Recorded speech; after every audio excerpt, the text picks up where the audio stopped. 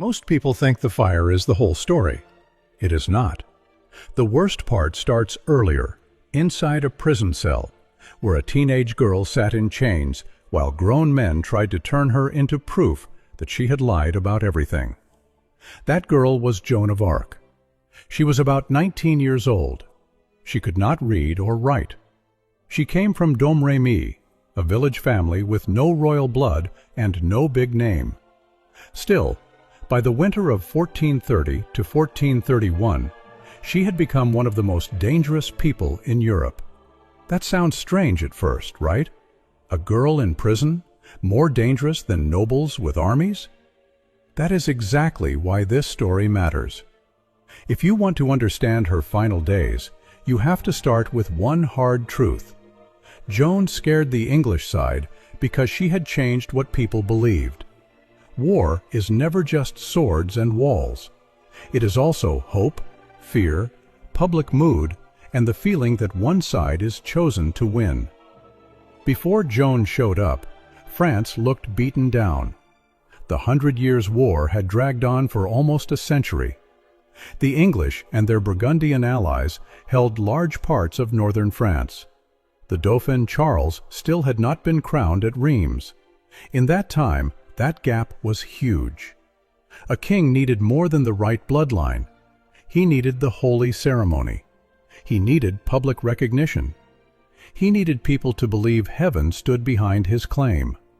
Without that, a ruler could look weak before he even spoke. Joan stepped into that mess in 1429, went to Chinon, got Charles to trust her, helped break the siege of Orléans in May 1429, then helped push a campaign that opened the road north. A few weeks later, on July 17, 1429, Charles was crowned Charles VII at Reims, and Joan stood near him. That chain of events changed everything. She did not just help win a battle, she helped make Charles look real. She helped turn him from a shaky claimant into a crowned king. That is a political earthquake. And once you see that, the next part hits harder. If Joan helped build Charles in public, then destroying Joan in public could hurt Charles too. That is where this starts getting ugly.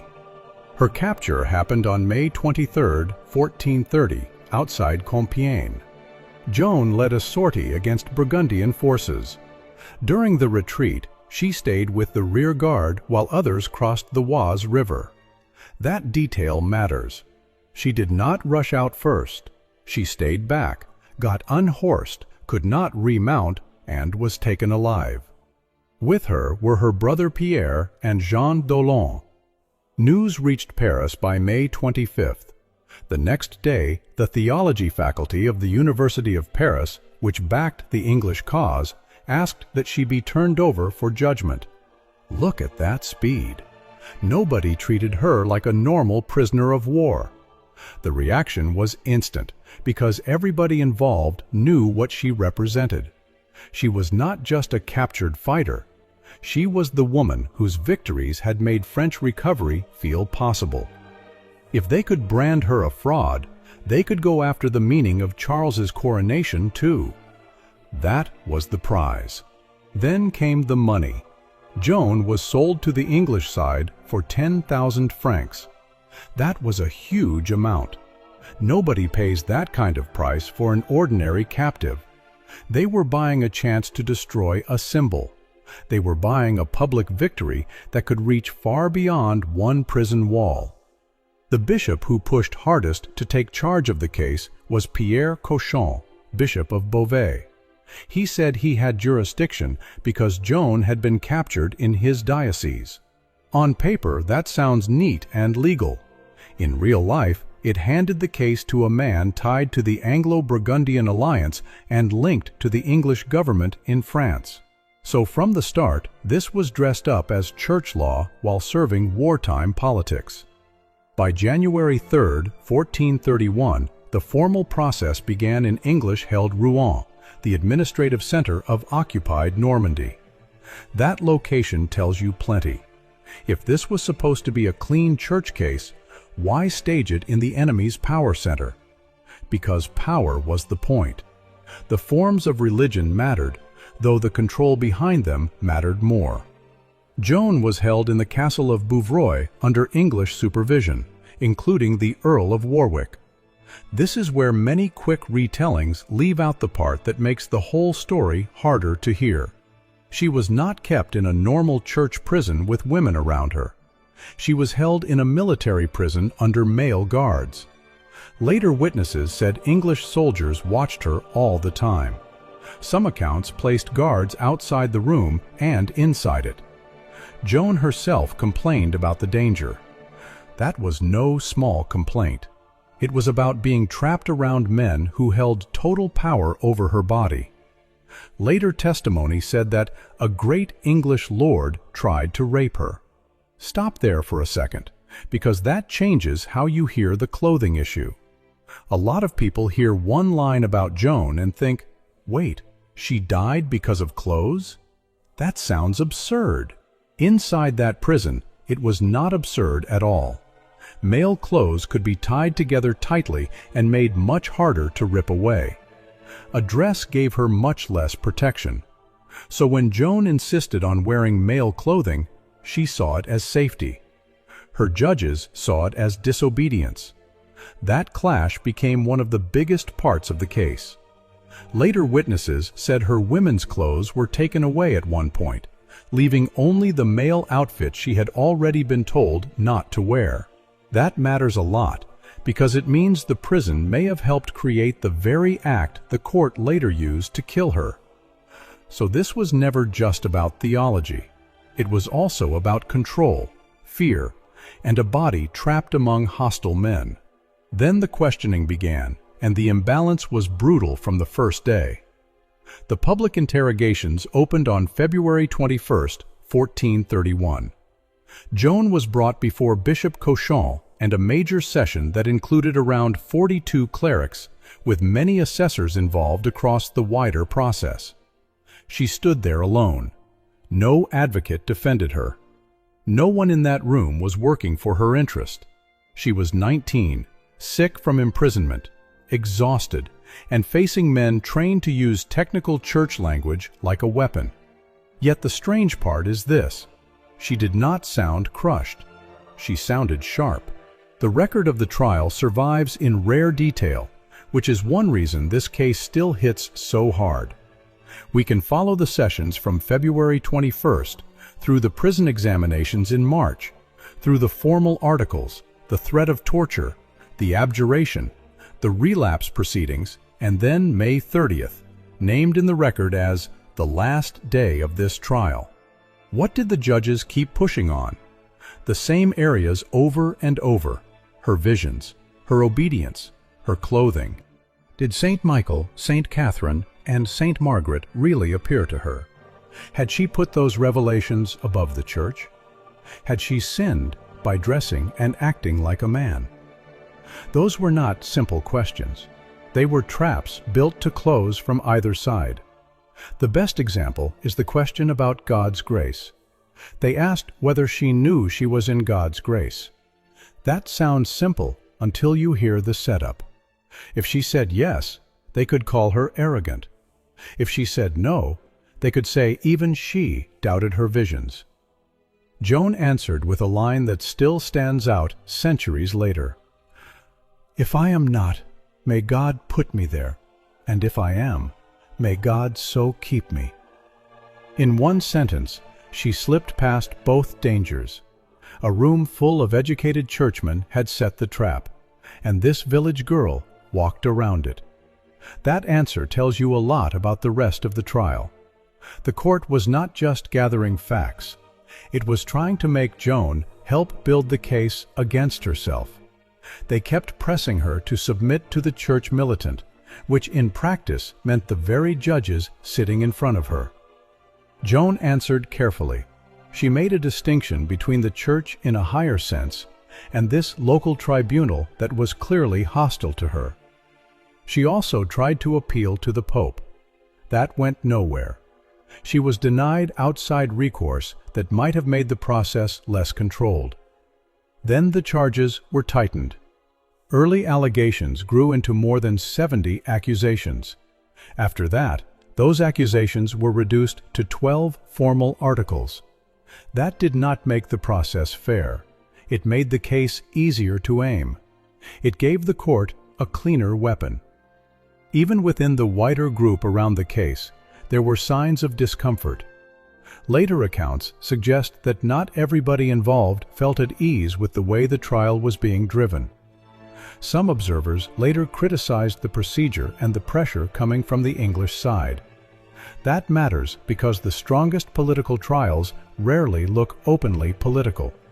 They look technical. They look careful. They look holy. That is why Joan's case still feels so disturbing. Violence was being wrapped inside procedure.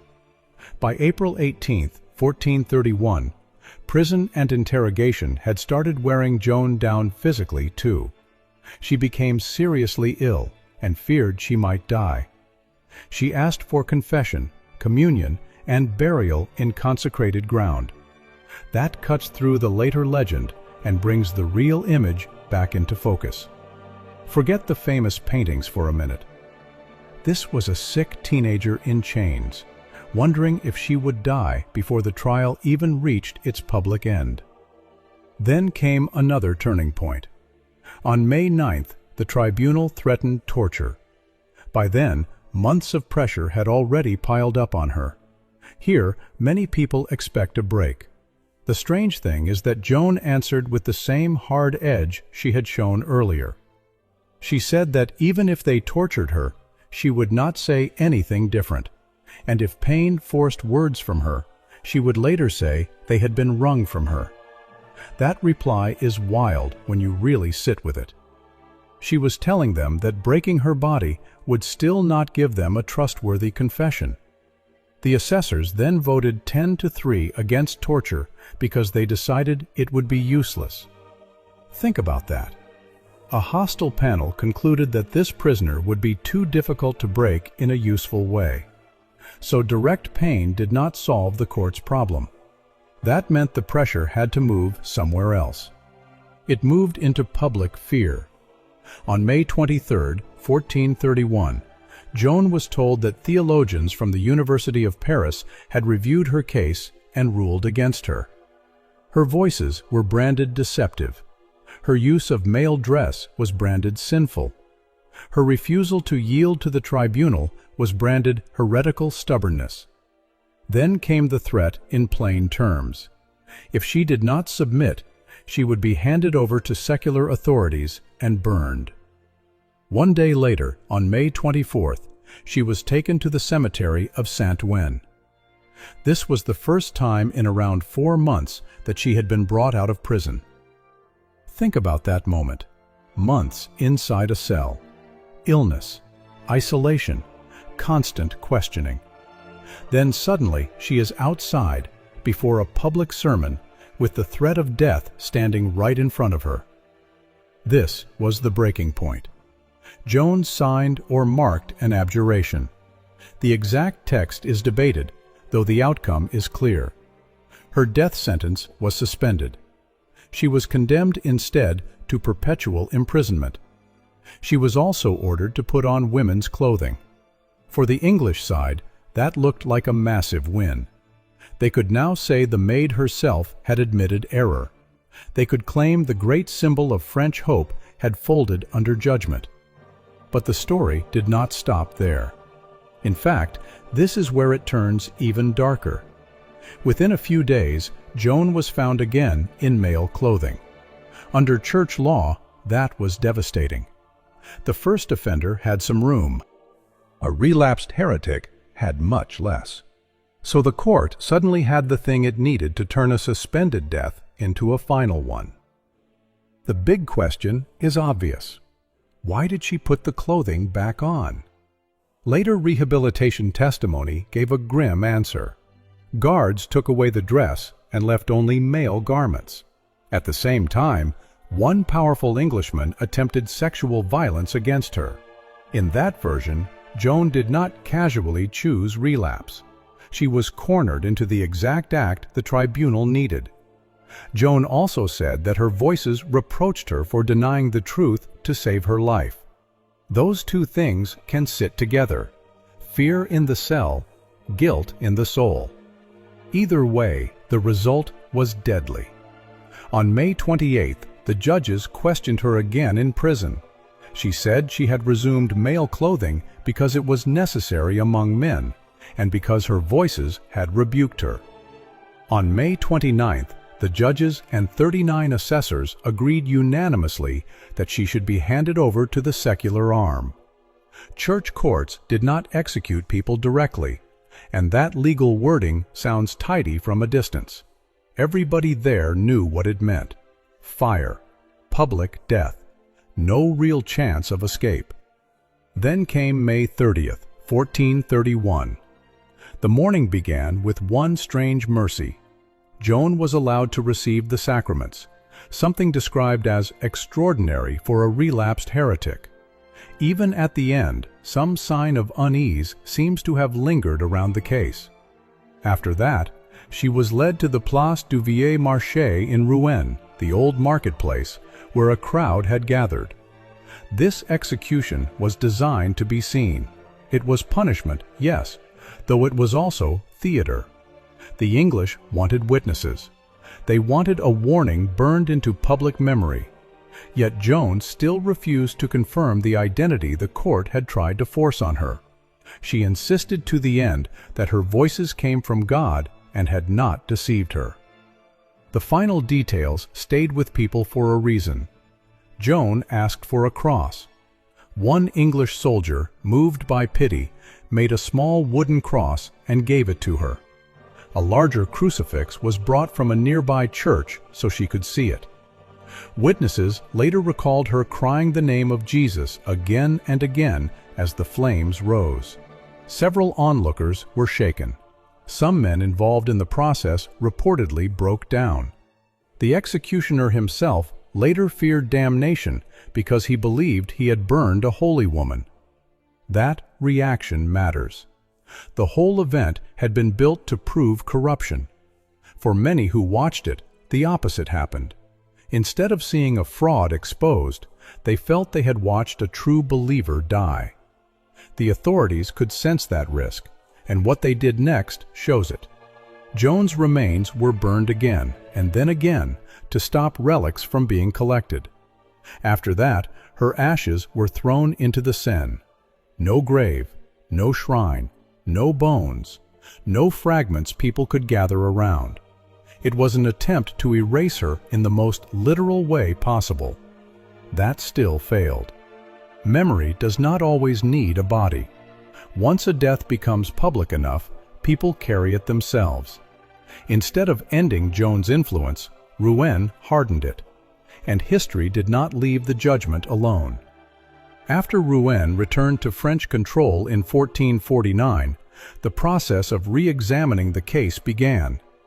It grew into the great rehabilitation proceedings of 1455 to 1456. About 115 witnesses gave testimony, which was a huge number for a 15th century appeal. Those witnesses included villagers from Joan's childhood, soldiers who had fought with her, officials tied to the original proceedings, and others who spoke about her character, her piety, her prison conditions, and the abuse built into the 1431 case. On July 7, 1456, the original condemnation was declared invalid, fraudulent, deceitful, and stained by serious procedural abuse. A quarter century after the fire, the Church destroyed the legitimacy of the tribunal that had killed her. That reversal would already be shocking on its own. The story went even further. In 1909, Joan was beatified. In 1920, almost 489 years after her execution, Pope Benedict XV canonized her. The woman burned in 1431 as a relapsed heretic became Saint Joan of Arc. Her feast day was fixed to May 30th, the same date that had once been used to erase her. That is one of the sharpest reversals in history. Now step back and look at the whole chain. captured on May 23, 1430, sold for 10,000 francs, interrogated across weeks from February 21st to March 24th, 1431, hit with more than 70 accusations, later reduced to 12 articles, threatened with torture on May 9th, pressured into abjuration on May 24th, declared relapsed by May 29th, burned on May 30th, vindicated by 115 witnesses in 1455 to 1456, canonized in 1920. That is not a neat little religious tale. That is a destruction campaign built around a teenage girl. And this is the core of it. Joan had made French victory imaginable. She had made Charles VII look chosen instead of doomed. She had given ordinary people a symbol strong enough to cut through years of failure by powerful men. Once captured, she had to be discredited. Killing her body would never be enough.